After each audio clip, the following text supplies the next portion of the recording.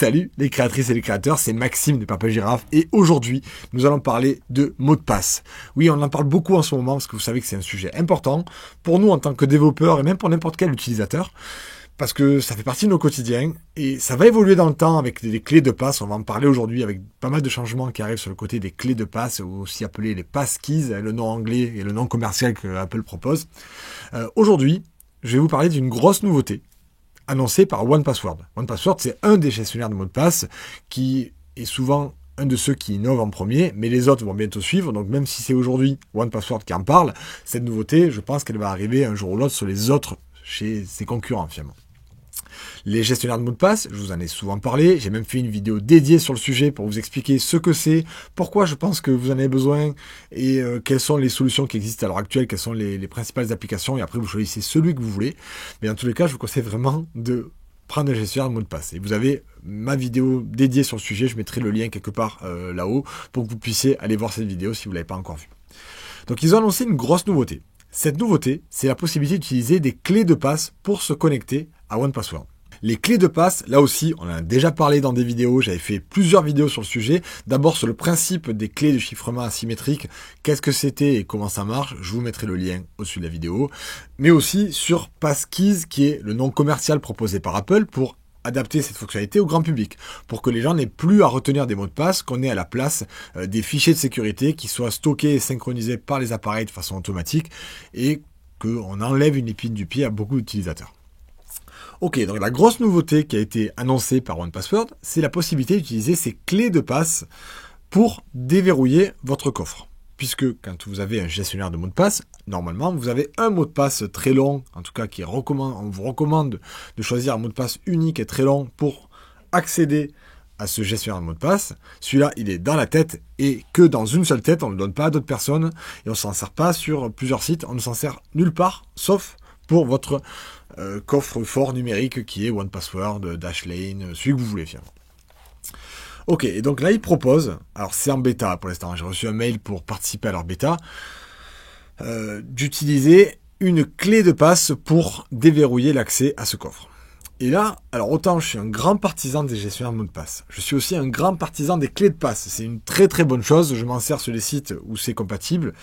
Par contre, ces clés de passe, moi je m'en sers avec 1Password. Vous savez que je suis un utilisateur de 1Password, hein, je l'ai dit dans plusieurs vidéos. Encore une fois, je vous recommande pas forcément d'utiliser celui-là, vous prenez celui que vous voulez, vous prenez celui qui vous plaît, mais prenez le gestionnaire de mots de passe.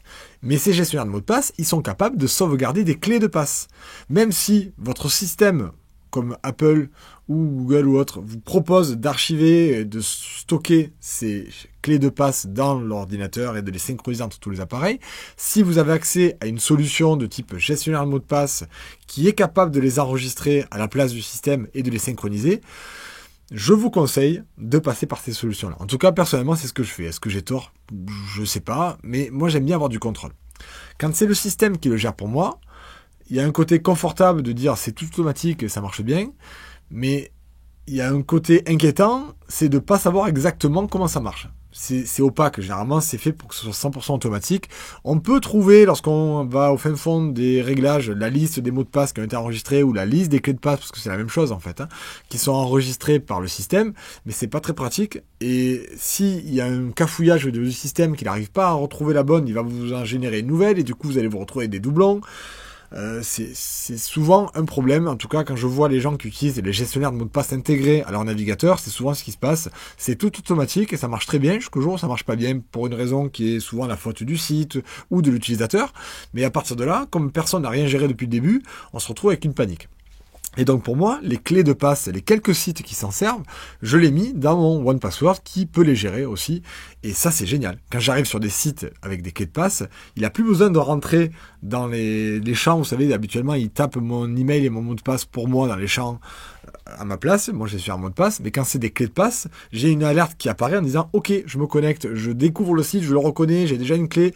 Voici ce qui va se passer. » En fait, je vois juste la page se charger une demi-seconde et j'arrive sur... je suis connecté parce qu'il a présenté ma clé de passe à ma place. Et ça, c'est génial. Maintenant, utiliser une clé de passe pour l'accès à mon coffre-fort, ça m'inquiète. Je suis pas chaud.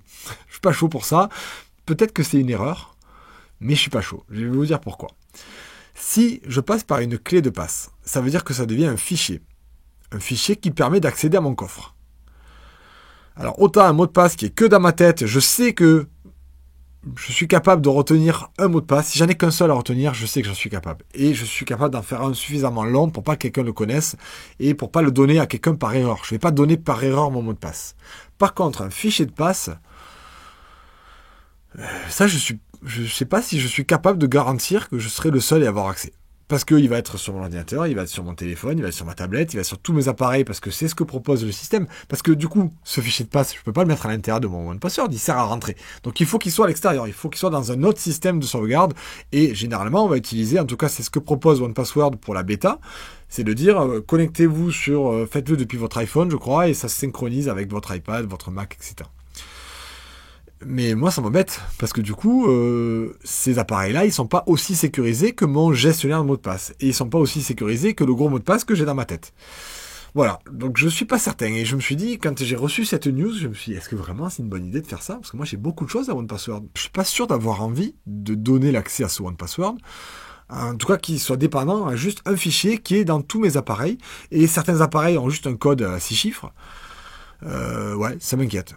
Ça m'inquiète, et en plus, c'est pareil, je les trimballe partout, je vais sortir, je vais l'oublier, il y a peut-être des gens en soirée, ça s'est fait récemment, je crois qu'il y a eu toute une affaire où il y a des gens qui, dans les bars, surveillaient les gens qui tapaient les codes sur leur téléphone, ensuite, ils leur piquaient le téléphone, ils rentraient le code, ils changeaient le code, ils volaient l'accès, en fait, au compte Apple de la personne, et les gens se sont retrouvés sans rien du jour au lendemain, enfin, en tout cas, au niveau de leur compte Apple.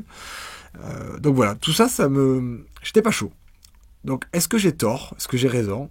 Et je me suis dit, je vais demander, j'ai des gens compétents qui suivent mes vidéos. Et d'ailleurs, merci de suivre ces vidéos. Ça me fait vraiment plaisir de savoir que chaque semaine, quand les vidéos sortent, vous êtes nombreux à les regarder.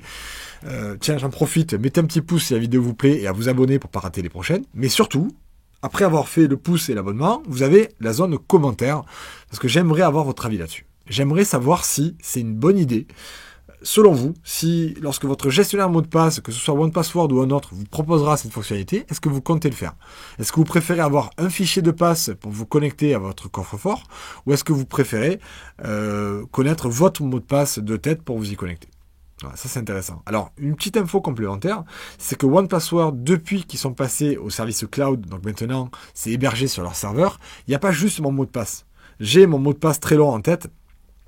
Et il y a aussi une genre de... C'est comme une clé de passe, hein, c'est pas vraiment pas un fichier, c'est un très long code qu'ils m'ont donné à l'inscription, à la création du compte, qui permet d'installer sur une nouvelle machine. C'est-à-dire quand j'arrive sur un nouvel ordinateur qui ne fait pas partie de mes ordinateurs déjà installés, je dois rentrer cette longue clé qu'ils m'ont donnée au début, plus bien sûr mon mot de passe à moi qui est dans ma tête. Donc il y a une double info.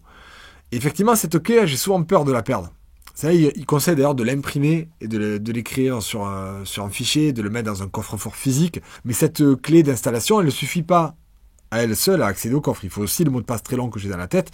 Donc c'est pour ça que j'ai un sentiment de sécurité, mais j'ai quand même un sentiment de risque à l'heure actuelle avec le fait que je peux potentiellement perdre cette clé d'initialisation et que si je la perds et qu'un jour j'ai plus mes appareils, ça fait beaucoup de si, mais je pourrais perdre l'accès à tout mon coffre. Là, avec l'histoire d'une clé fichier, j'ai aussi peur de perdre le fichier. Et là, si je perds le fichier, je peux pas me reconnecter. Donc ça fait deux choses que je peux perdre. Voilà, donc voilà pourquoi je suis pas très chaud, mais je serais vraiment ravi d'avoir vos avis là-dessus, savoir si vous pensez comme moi et vous êtes un peu effrayé à cette idée, ou alors si j'ai oublié quelque chose et que vous dites non, il a pas bien compris, ça va être beaucoup plus sécurisé que ça et c'est beaucoup mieux, c'est une très bonne idée de passer par une passkeys, une clé de passe pour accéder à mon coffre-fort numérique. Voilà, dites-moi-le, ça me ferait vraiment plaisir. Merci d'avoir suivi cette vidéo. On se revoit très bientôt, sûrement la semaine prochaine, et surtout happy coding!